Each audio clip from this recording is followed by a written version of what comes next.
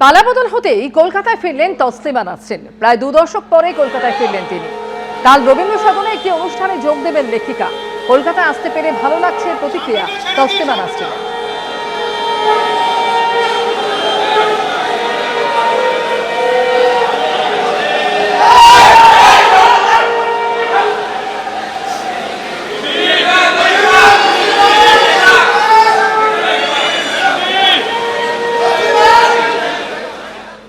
আমার খুবই ভালো লাগছে, আপনাদের সবাইকে ধন্যবাদ, আমরাও তো রাজ্যসভায় প্রশ্ন করেছিলাম যে কেন তসলিমা নাসরিন বাংলায় ফিরতে পারবে না। সিপিএম এবং কংগ্রেস, পরবর্তীকালে তৃণমূল কংগ্রেস, তসলিমা নাসরিনকে পশ্চিমবঙ্গে ঢুকতে দেয়। যিনি ওপার বাংলার সংখ্যালঘুদের কথা, তাদের আত্মচিৎকার, তাদের বেদনা, তাদের চোখের জল, তাদের রক্ত আজকে তার উপন্যাসের মধ্যে, গল্পের মধ্যে ফুটিয়ে তুলেছেন, এবং যিনি মৌলবাদের বিরুদ্ধে যুদ্ধ ঘোষণা করেছেন, তিনি পশ্চিমবঙ্গে আসবেন। কারণ তিনি বাংলায় কথা বলেন, বাংলায় স্বপ্ন দেখেন, বাংলায় কবিতা লেখেন, বাংলায় সাহিত্য চর্চা করেন। এই বহুত্ববাদের দেশে আর বাঙালি সবটাকে এগিয়ে আছে, তাকে এখানে স্বাগত। এখানে যদি জয়া হাসান থাকতে পারে, তাহলে তসলিমা নাসরিন কেন থাকতে পারে?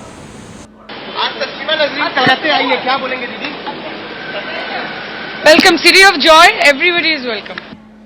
জামুরিয়া আগ্নেয়াস্ত্র সহ পাকড়াও যুবক। এসটিএফ এর অভিযানে আগ্নেয়াস্ত্র সহ পাকড়াও যুবক।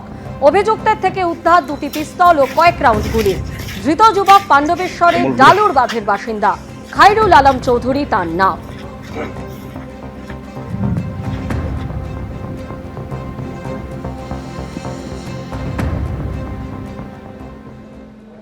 পরের খবরে আসবো। সব্যসাচী দত্ত রাজারহাটের ফ্ল্যাটে যে সোনা উদ্ধারের ঘটনা ঘটেছিল তার তদন্তে এবার অভিযানে নামলো এনফোর্সমেন্ট ডিরেক্টরেট। কলকাতার মোট 12টি জায়গায় একযোগে তল্লাশি চালানো হলো ইডির তরফে। সব্যসাচী দত্ত রাজারহাটের ফ্ল্যাট ও ব্যাংকের লকার মিলিয়ে প্রায় 3.5 কেজি সোনার হদিশ মিলেছিল বলে দাবি পুলিশের। প্রাক্তন তৃণমূল বিধায়ক ও বিধাননগর পুরসভার প্রাক্তন চেয়ারম্যানকে সঙ্গে নিয়ে তার বিভিন্ন ঠিকানায় তল্লাশি চালিয়েছিল পুলিশ। সেই ঘটনার রেশ ধরে এবার সোনা উদ্ধারকাণ্ডে তদন্তে নামলো ইডি।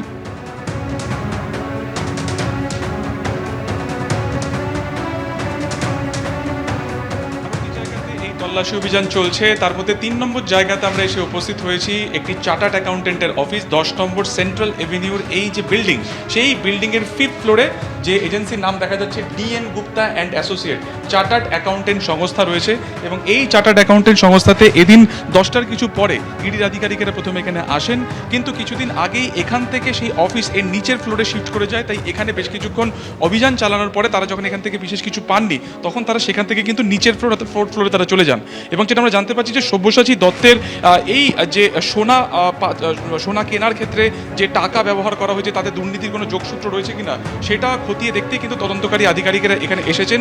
এই চার্টার্ড অ্যাকাউন্টের সংস্থার সাথে একাধিক সময় কিন্তু একেবারে তারা তথ্য যাচাই তারা করেছেন এই সব্যসাচী দত্ত। এর পাশাপাশি 2জন ব্যবসায়ী, যেখানে ঐশীর যে ছবি দেখাচ্ছিল যে শর্ট স্ট্রিটে একজন ব্যবসায়ীর বাড়িতে অভিযান চালানো হচ্ছে, তার পাশাপাশি খিদিরপুরেরও একটি ব্যবসায়ীর বাড়িতে অভিযান চালানো হচ্ছে।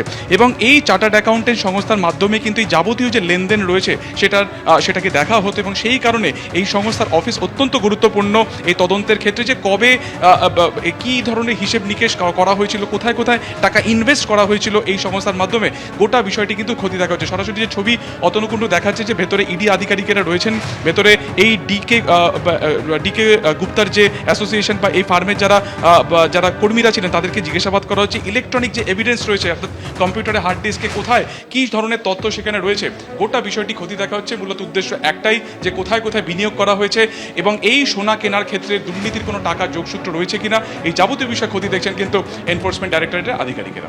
এবিপি আনন্দ, এগিয়ে থাকে, এগিয়ে রাখে।